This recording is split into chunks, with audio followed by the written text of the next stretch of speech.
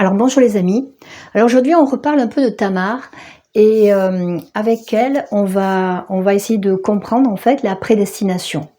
Alors Tamar, son nom veut dire palmier dattier, on l'a vu la dernière fois, je vous invite à voir la vidéo précédente si vous ne l'avez pas vue. Et ça veut dire aussi, ça vient d'une racine qui veut dire être érigé, élevé à la position verticale, tout comme un palmier qui est à la position verticale, mais ça veut dire aussi faire passer un statut plus important. Et on a vu dans l'histoire de Tamar, en fait, que cette femme, bien qu'elle ait tout ça dans son nom, en fait, elle a tout ça dans son nom, un palmier, symbole de fertilité, être élevée à la position verticale, et pourtant, cette femme, eh bien, elle est par terre. Cette femme, elle a vécu la souffrance, la mort est attachée à elle, elle est sans espérance, sans avenir, sans droit, et puis, parce qu'elle va se lever, parce qu'elle va faire quelque chose qui est l'image, en fait, de mettre sa foi en ce qui est dans le Messie, eh bien, on va la voir être relevée, complètement relevée.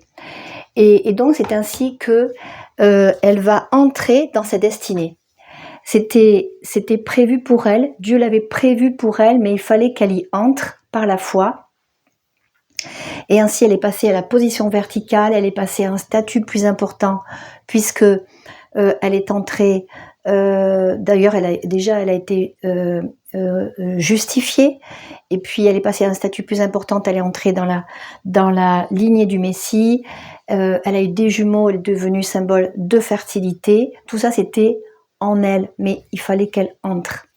Et puis il y a encore autre chose qui est dans ce nom, et c'est intéressant parce que ça va nous concerner. En fait, quand il y a des personnages de la Bible, il ne faut pas les voir que d'un côté historique. En fait, ils ont quelque chose à nous dire, à nous personnellement.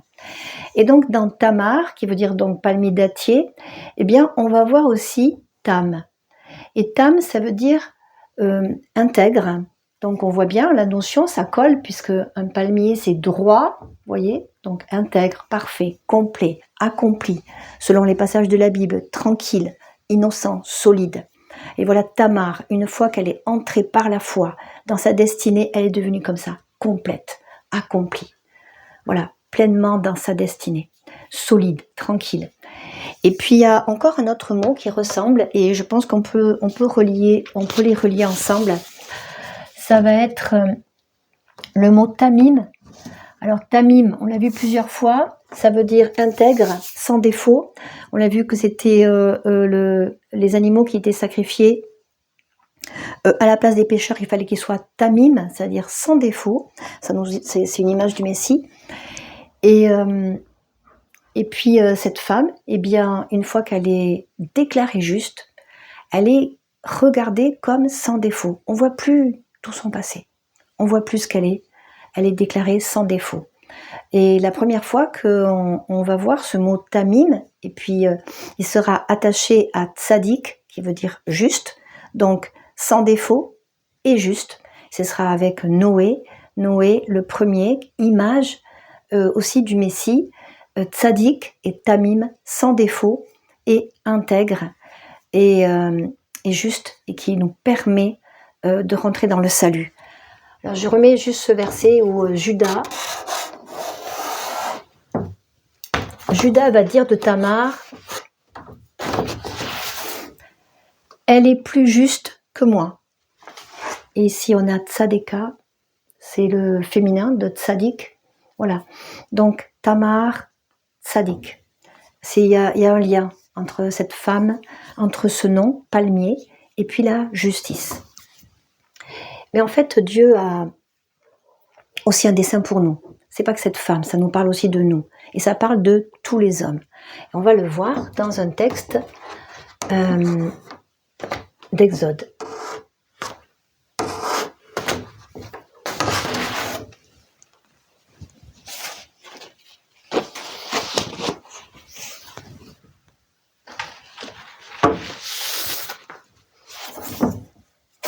Donc le peuple hébreu est sorti d'Égypte, c'est sa 5e étape dans le désert, après Mara, où ils ont vécu le miracle de voir l'eau amère, qui parle de mort, devenir douce grâce au bois, image de la croix.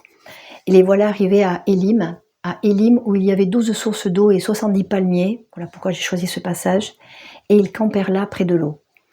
Alors, qu'est-ce qu'on va voir déjà? On va voir Élim. Dans Élim, on a Haïl.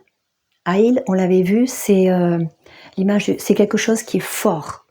Et entre autres, il y a un passage dans Ésaïe 61, verset 3, qui dit pour ceux qui vont être délivrés par le Messie, eh bien, qu'ils seront comme des térébinthes de la justice, c'est-à-dire des térébinthes, c'est des chênes, c'est des arbres très forts, de la justice. On a encore tzadik. Et donc, térébinthes, c'est haïl, ces arbres forts. Et ici, on va avoir des arbres, et donc le fait que ce soit Élim, que ça nous parle de fort, je pense qu'on peut considérer que ces 70 palmiers, ça va être des arbres forts, et liés à la justice, on l'a vu déjà. Et 70, alors c'est le chiffre des nations, c'est-à-dire que ça, c'est l'image des nations. On le voit dans Genèse 10, puisqu'il y a 70 noms qui sortent de Noé et qui vont être, comme on dit, de ces 70 vont sortir tous les peuples de la terre. Donc le dessein de Dieu, la prédestination, c'est que tous les hommes deviennent des palmiers, soient relevés, mis à une position verticale, passent à un niveau plus élevé, soient déclarés justes, soient déclarés tamim, sans défaut, tout ça par la foi dans le Messie. Et puis, pour qu'il y ait des palmiers, il nous faut des sources, il faut toujours de l'eau. Alors 12, 12 c'est le chiffre du fondement, on a les 12 tribus d'Israël, et puis dans le Nouveau Testament, on va avoir les 12 apôtres qui vont être le fondement de la foi en Jésus-Christ, le Messie. Et le mot source, eh bien, on l'avait vu, c'est Aïn, et puis Aïn, c'est aussi les yeux. Et je pense qu'on peut dire que bien, ce qui va nourrir ces palmiers, ça va être bien sûr ces sources. Et pour nous, c'est l'image que ces palmiers, c'est-à-dire cette croissance, ce fait de passer à un niveau supérieur, de croître, eh bien, c'est où est-ce qu'on va mettre nos yeux.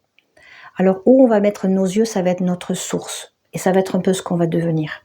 Et donc, il faut qu'on mette nos yeux sur le fondement. Les 12 tribus d'Israël, les 12 apôtres. Voilà, les fondements du Messie, de notre foi et de notre salut. Et de notre avenir avec Dieu. Afin que ce qu'il a prédestiné pour nous, eh bien, ça puisse devenir notre destinée. Et ils campèrent là, près de l'eau. Et puis là, dans camper, on peut voir aussi reine ici, reine. Puis reine, ça nous parle de faveur, parce que dans tout ça, eh bien, il y a la faveur de Dieu. Et un dernier passage où on relie le palmier à la justice, au fait d'être déclaré juste, en fait.